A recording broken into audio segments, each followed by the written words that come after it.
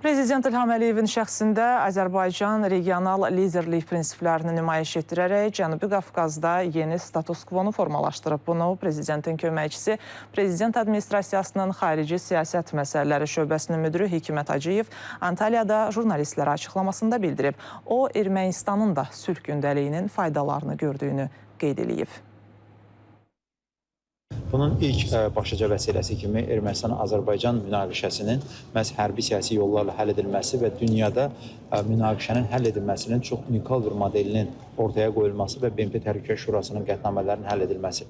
Və bu xüsusda da gördüyümüz kimi illər uzunluğunda münaqişənin həll edilməsi ilə əlaqədar region xaricində olan təsisatlar və qüvvələr tərəfindən modellər hazırlanırdı. Bunların hər biri uğursuz bir şəkildə iflasa düçar oldu. Xüsusilə də Minsk qrupunun fəaliyyətini biz qeyd edə bilərik. Amma cənab prezidentin məhz regional mənsubluq və regional liderlik siyasəti Cənubi Qafqazda bu yeni reallığı təmin etmiş oldu ki, bu xüsusda da Ermənistan tərəfi də regionda yaranmış yeni sülh gündəliyindən öz faydalarını görür və bunun əhəmiyyətini dərk edir.